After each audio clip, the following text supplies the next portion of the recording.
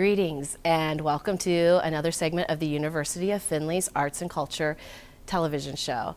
And today I am very excited that we are on location at the Marathon Center for the Performing Arts with two great headlining comedians, Mr. Pete Lee and Mr. Mike Paramore. Welcome.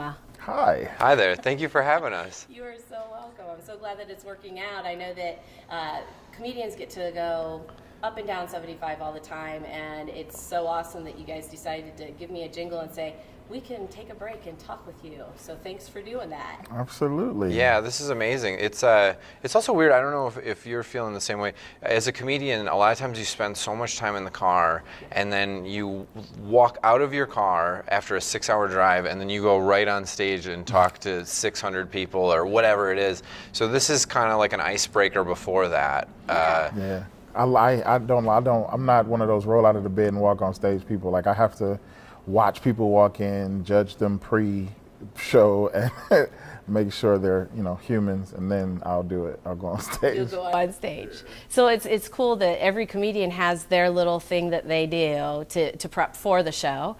And then I know that a lot of the material that comes from comedy is created in the car when you have a lot of time to think. Oh, yeah. Well, I mostly just karaoke in the car. There's no thinking in the car. Yeah. I am the lead singer of every band when I'm in the car. So when I pass you on 75, I'll know it. I'm the weird dude that is pantomiming drums at the stoplight when I should be paying attention to traffic. You're the lead singer. You're the lead singer and the drummer. You're the Phil Collins of your car. I am whatever I want to be. I can fly when I drive. You believe you can fly. Yeah, you believe you much. can touch the sky. I actually do write in the car a lot. I wrote a bit. I've been writing a sitcom lately for myself, all about Wisconsin, where I'm from, and I was actually going to a gig in Milwaukee. And I actually remembered a time where I went to my doctor in Janesville, because I live out in New York City, but I came home because I still had Wisconsin health care. And my doctor's been a buddy of mine forever, but I remember I went to his doctor's office, which is like a private office, and I'm sitting there before my physical, and he goes, "Hey, you want a beer?" And I was like, Wisconsin's the only place on the planet where your doctor will be at, like, "Do you want a beer?" Yeah.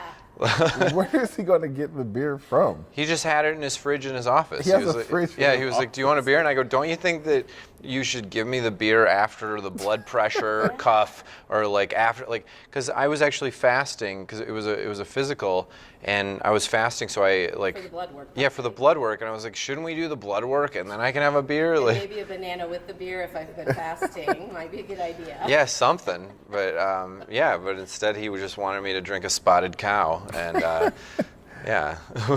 but I remembered that last night when I was on the way to the venue, and then I talked about it on stage, and I'm never really coming up with like one-liners in the car. I'm usually just thinking about stuff that happened and realizing, oh, that's a bit, or I gotta bring that up and start it. That happens to me a lot when I do cruise ships, because you'll come up with like this cruise ship material or stuff that happens in the different ports, and like that happens to me there a lot. Like I remember one story. I was in Cozumel, Mexico, and I went to go to a restaurant, give me something to eat. I saw a club sandwich, something I could pronounce on the menu, something safe. I was like, "Can I get club sandwich, all turkey, no ham?" That's all I said to her. She leans into me, said a sentence that changed my life forever. She says, "Sir, the turkey is ham." So I didn't eat in Cozumel, Mexico. I'm like, is this a test? Are you mad at me? Like, why? What do they have? What does that mean? Do they have pork-based turkey or something like that? Like how they have the Matrix? Why? I don't. Yeah, no. Yeah. So that I instantly said that on stage when I got back on the boat. Turkey is ham? The turkey is. I can't make that up. I'm not that funny. She said the turkey is ham. I don't know if like her English was broken or like it meant something else, but to me it meant don't eat there. So I'm cool. That's funny. That'd be funny if you're paying for somebody or something, and the waitress is like, "Paper or plastic?" You're like, "The paper is plastic." I was so distraught. I was so scared. I went back to the boat. I'm like, "Oh, I'm done." So I'm glad you mentioned boat, because I said that you guys stopped here in your travels off 75, but comedians are everywhere. They have an opportunity. So oftentimes, if someone hands you a mic, you can do a show if people are willing and ready to receive it. But there's different types of comedy out there. So will you touch on that a little bit? There's the comedy club circuit that people are familiar with if they live in larger communities. But then there's the cruise circuit, as well as, and we're talking ships, not cars. And then there's also local, state, national, and international comedy competitions. Some of those are writing, some of those are delivery, some of those are both. So can you touch on some of that? Mike, you've already mentioned the Well, I think it's just, a level, which level of comedy on you, how you bring in money. I mean, everybody's favorite thing to do is comedy clubs, but honestly, they pay the least out of all the ways to actually make money in comedy, because you can be pretty wealthy comedian and nobody know your name ever. There's cruise ships, corporate gigs, colleges, things like that, and nobody will ever know your name, but you're like living a very comfortable life. Then there's the move to LA and try to be famous and make a name for yourself type of thing. But there's a lot of, I think you get in that purgatory sometimes of that. I have the talent to headline and be bigger, but I don't have the name recognition, so I can't sell tickets, so I have to sell myself in a different way to comedy clubs and stuff like that. Like, you need comedy clubs because that's the sane part of comedy, because those are the funnest shows. Because all the other, like the bigger money, like you'll probably it's very depressing. Those shows are usually super. You can run into a corporate that's really fun, where you go, man, that was one of the best nights and one of the coolest groups that I've ever been in. And then sometimes you do a corporate party where the boss is very stiff, and he's sat right in the center of the room, and everybody's surrounding him, and they're all watching the boss to go, if he's laughing, we're laughing, and if his personality sucks, your corporate is going to be an uphill battle. And it's not that you don't bomb at those things, you don't do bad. It's just that you're on your toes and you're working your tail off the whole time in order to in order to keep the place at like a 7 or an 8 versus like a 10. And it's just more work than it is fun in that kind of environment. And I'm always thinking to myself, I'm like, I wish I had one of those little like skill cranes that I could just like lift him out of here, and then we could all have a good time. It's almost like you have to adjust your expectations, because you, as a comedian, you do enough shows to where you're like, this is what a good show feels like. But you get those corporates or maybe a college, and you're like, man, this is just about survival. I just want to make it out of here with my self-esteem intact. You're right. You're so right. There are some shows that you leave as a comedian and you're like, it's the opposite of on top of the world. You're in the grave and you're like, knock, knock, knock. Like, is somebody gonna remember I'm alive? Like, it's real hard. And then, but you've probably heard of comedians. Sometimes they'll go do a corporate or or like a college show that was kind of rough, and then you go find the comedy club in town and you go do 10 minutes for free, but it's sorbet, it's the palate cleanser after it. But I would say that even after a good show, I could be, if anybody here ever hears of me going and doing a club after doing a college, like I could kill at a college and I still want to go to the club and do a set. Because that's kind of like your living room on the road. That's home. That's home base, wherever that club is. You build the relationships with the people that are running that, the managers, and you have that safety net for while you're out on the road. That's what I'm interpreting it as. It's just a fun environment. It's a carefree environment. People, come there. A lot of times you are like surprising people with comedy. You know what I mean? And with comedy clubs, this is what they're there for. They're excited. They want to hear it. They're like, I wonder what he's about to say type of thing. You know what I mean? So you get that. They're hungry. They want it. You feel wanted in those environments. A lot of times you do corporates and you're like, they don't want me here. And I would walk out when I first started doing corporates. Like sometimes, because I'm like a mama's boy. Like I feel so sometimes I'll be like, I don't deserve this money. Yeah. Like I would walk out like, I feel bad. I've been working on that. This is a lot of money. Yeah, I've been working on that that in was therapy, horrible. actually. Like just accepting abundance. It sounds so corny Yeah, to no, be I'm like, with I'm you. accepting abundance in my life. I'm with you 100%. I would walk out of those shows like, I probably shouldn't take this. That was horrible. But you deserve it. You're really funny and you're really You good. delivered. Right. You can't help what they received and how they received. And a lot of people don't understand that. People think that you could just put comedy anywhere. No. Like I've gotten so many offers to do like, hey, come do this, this music festival outside. And it's like, That's not you where a can't, comedian comedy goes. is the most fickle form of entertainment. Like if you miss one word, you can completely miss the entire thing that I'm talking about. It's not like a background noise where it's like music or, if you can sing, you can sing. I can hear it, I feel it, I like it.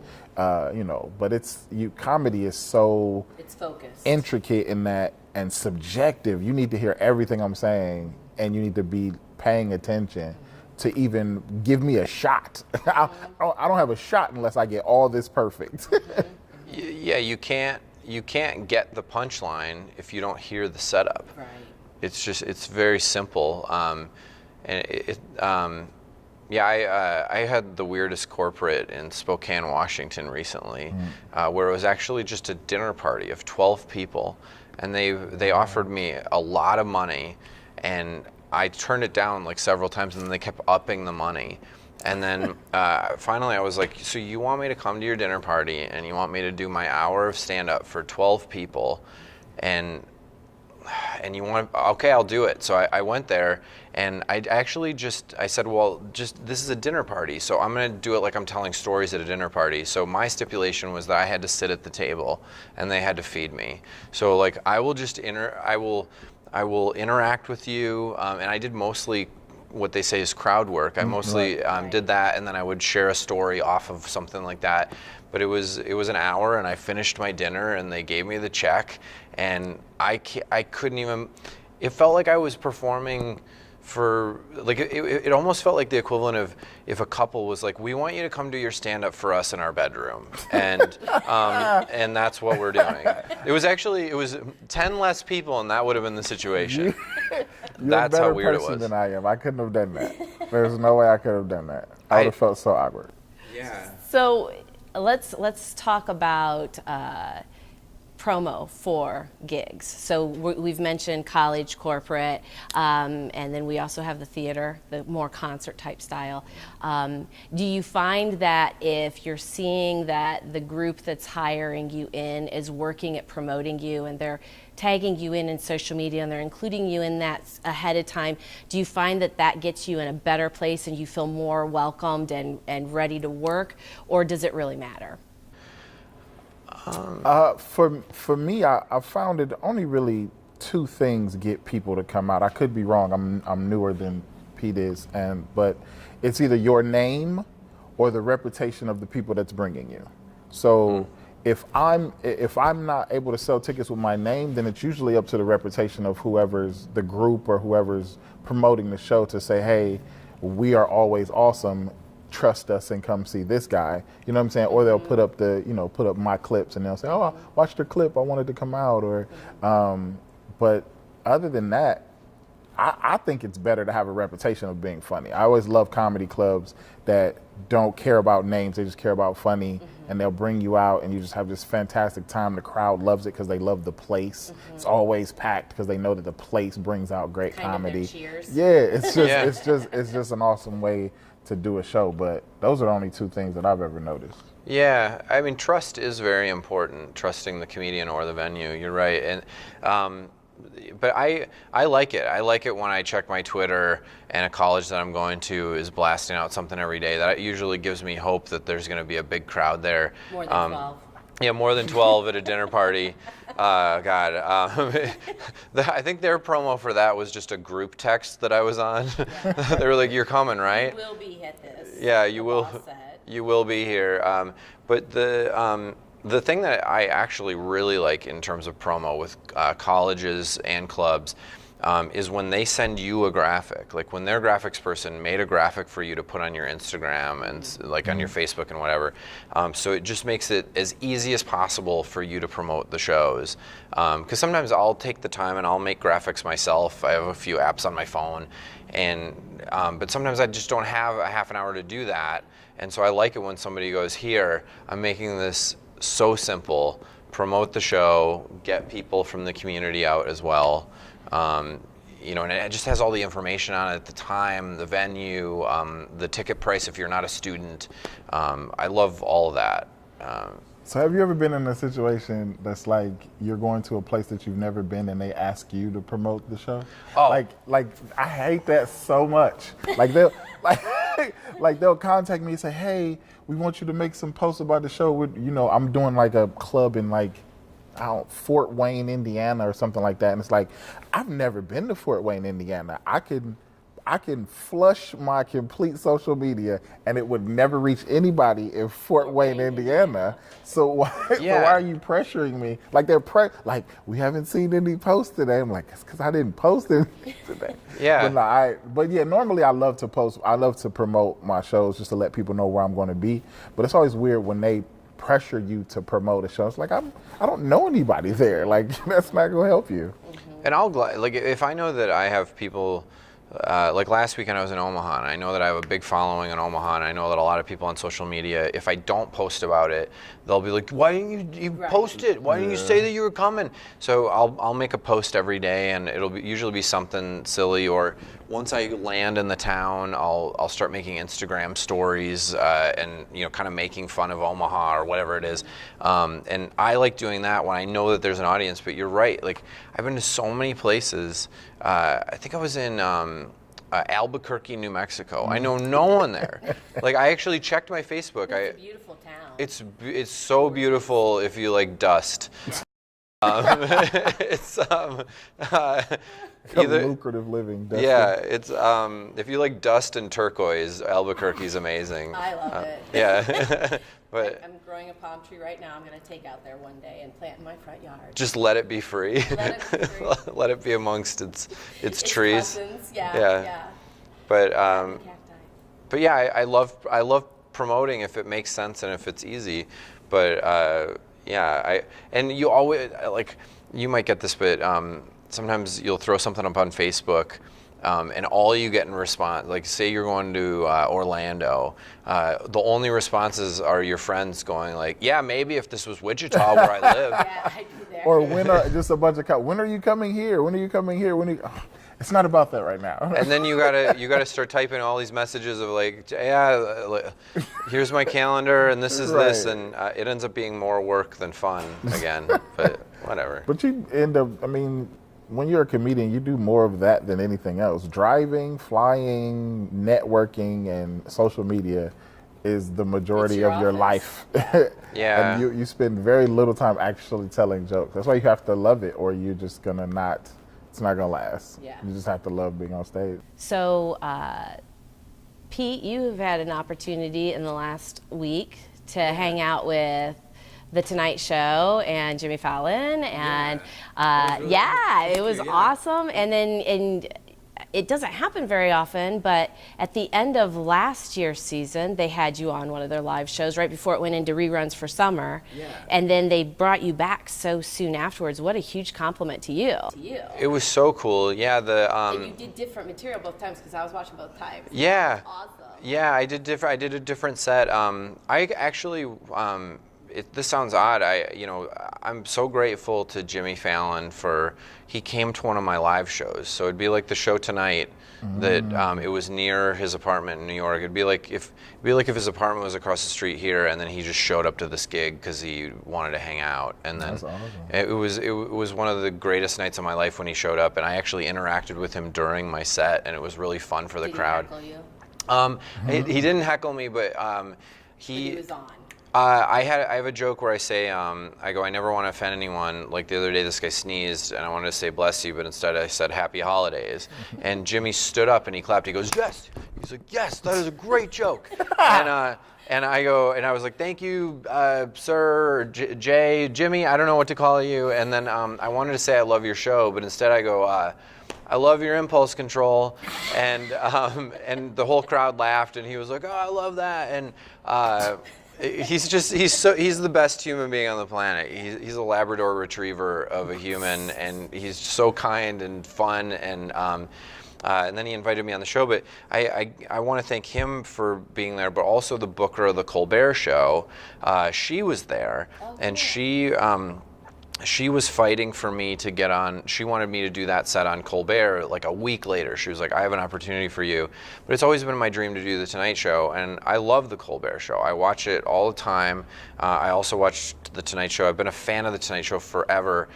So I chose to do The Tonight Show first, and then she said, all right, well, once you've done that, you can come on our show. But after I went on The Tonight Show, Jimmy was so nice to me. You know, he came to see me in person. I got a standing ovation. I felt that was so awesome. Yeah, I felt like I needed to reach out to him first. Like, he had first right of refusal. I'm a very loyal person, so I reached out and said, "Hey, I'm going to do Colbert. If it's okay with you." And he said, "You can do Colbert. You can do whatever you want." He didn't say this to me. He said it to my manager. But he said he can do whatever he wants. But if he only does our show, I'll make him a regular. So now I get to do it every 6 months. So wow! Congratulations. Yeah, thank you. So while preparing for this last set that I did a week ago, I was simultaneously, as I was cherry picking material out of that that I didn't want to do, or that didn't quite fit, I was putting it into this next set that I'm already developing, which is neat to know that that's coming up. Yeah. And I also think being a regular made it easier to put the set together, because they gave me carte blanche. They were like, we trust you. What set would you like to do? And I didn't have to send them a tape and do revisions over and over again. It was like I sent them, I sent them it, and the booker was the booker, Michael Cox, who's amazing. He looked at it and just told me that he trusted me, and that felt amazing. Well, and I loved watching it because we've been friends for years. We were talking about that before we came on set. We've hung out and laughed together for many years in odd places like Iowa and Georgia, but it's been fun.